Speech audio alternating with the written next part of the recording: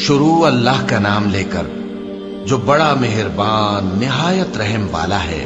جو چیزیں آسمانوں میں ہیں اور جو چیزیں زمین میں ہیں سب اللہ کی تسبیح کرتی ہیں، اور وہ غالب ہے، حکمت والا ہے۔ وہی تو ہے جس نے کفار اہل کتاب کو پہلی لشکر کشی پر ہی ان کے گھروں سے نکال دیا۔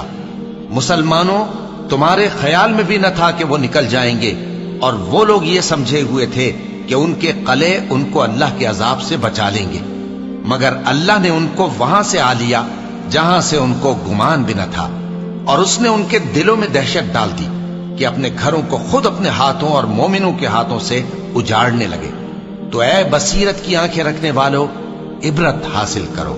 اور اگر اللہ نے ان کے بارے میں جلا وطن کرنا نہ لکھ رکھا ہوتا تو ان کو دنیا میں بھی عذاب دے دیتا، اور آخرت میں تو ان کے لیے آگ کا عذاب تیار ہے ہی۔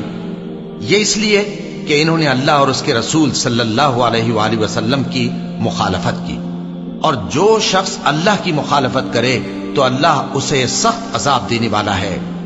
مومنوں، کھجور کے جو درخت تم نے کاٹ ڈالے یا ان کو ان کی جڑوں پر کھڑا رہنے دیا، سو یہ اللہ کے حکم سے تھا، اور اس سے مقصود یہ تھا کہ وہ نافرمانوں کو رسوا کرے۔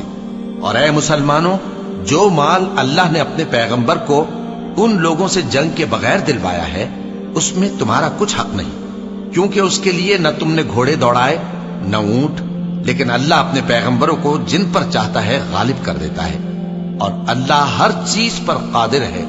جو مال اللہ نے اپنے پیغمبر صلی اللہ علیہ وآلہ وسلم کو بستیوں والوں سے دلوایا ہے وہ اللہ کے اور پیغمبر کے قرابت والوں کے اور یتیموں کے اور حاجت مندوں کے اور مسافروں کے لیے ہے، تاکہ جو لوگ تم میں دولت مند ہیں انہی کے ہاتھوں میں نہ گردش کرتا رہے، اور جو چیز تم کو پیغمبر صلی اللہ علیہ وآلہ وسلم دیں وہ لے لو، اور جس سے منع کرے اس سے باز رہو، اور اللہ سے ڈرتے رہو، بے شک اللہ سخت عذاب دینے والا ہے۔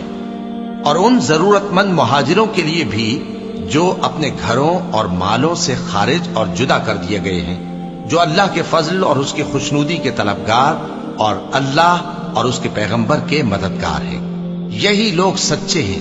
اور ان لوگوں کے لیے بھی جو مہاجرین سے پہلے اس گھر یعنی مدینے میں مقیم ہیں اور ایمان میں مضبوط ہیں، اور جو لوگ ہجرت کر کے ان کے پاس آتے ہیں وہ ان سے محبت کرتے ہیں، اور جو کچھ ان کو ملا اس سے اپنے دل میں کچھ خواہش اور خلش نہیں پاتے، اور ان کو اپنی جانوں پر مقدم رکھتے ہیں خواہ وہ خود بھی فاقے سے ہوں۔ اور جو شخص خود غرضی سے بچا لیا گیا تو ایسے ہی لوگ بامراد ہیں۔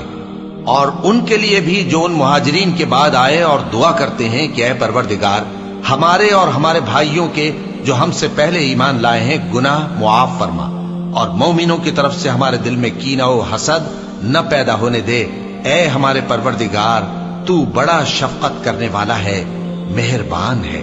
کیا تم نے ان منافقوں کو نہیں دیکھا جو اپنے کافر بھائیوں سے جو اہل کتاب ہیں کہا کرتے ہیں کہ اگر تم جلا وطن کیے گئے تو ہم بھی تمہارے ساتھ نکل چلیں گے اور تمہارے بارے میں کبھی کسی کا کہا نہ مانیں گے، اور اگر تم سے جنگ ہوئی تو تمہاری ہی مدد کریں گے، مگر اللہ ظاہر کیے دیتا ہے کہ یہ جھوٹے ہیں۔ اگر وہ نکالے گئے تو یہ ان کے ساتھ نہیں نکلیں گے، اور اگر ان سے جنگ ہوئی تو یہ ان کی مدد نہیں کریں گے، اور اگر مدد کریں گے بھی تو پیٹ پھیر کر بھاگ جائیں گے، پھر ان کو کہیں سے بھی مدد نہ ملے گی۔ مسلمانوں، تمہاری ہیبت ان لوگوں کے دلوں میں اللہ سے بھی بڑھ کر ہے، یہ اس لیے کہ یہ سمجھ نہیں رکھتے۔ یہ سب جمع ہو کر بھی تم سے نہیں لڑ سکیں گے مگر بستیوں کے قلعوں میں پناہ لے کر یا دیواروں کی اوٹ سے۔ ان کے آپس میں بھی بڑی لڑائی رہتی ہے، تم خیال کرتے ہو کہ یہ اکٹھے ہیں، حالانکہ ان کے دل پھٹے ہوئے ہیں۔ یہ اس لیے کہ یہ بے عقل لوگ ہیں۔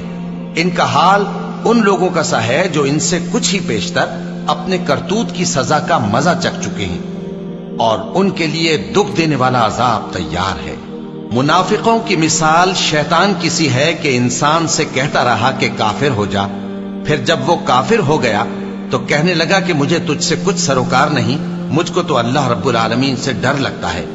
تو دونوں کا انجام یہ ہوا کہ دونوں دوزخ میں جائیں گے، ہمیشہ اس میں رہیں گے، اور بے انصافوں کی یہی سزا ہے۔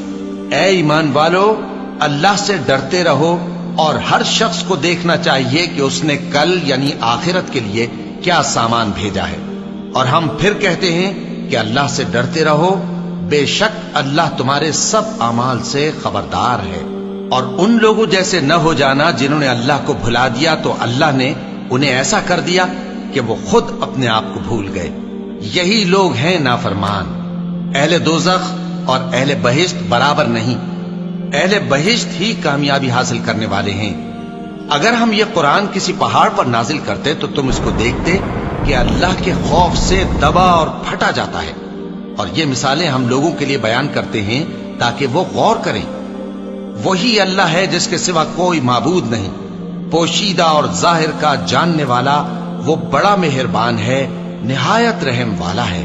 وہی اللہ ہے جس کے سوا کوئی عبادت کے لائق نہیں، بادشاہ حقیقی، ہر عیب سے پاک، سلامتی دینے والا، امن دینے والا، نگہبان، غالب، زبردست، بڑائی والا۔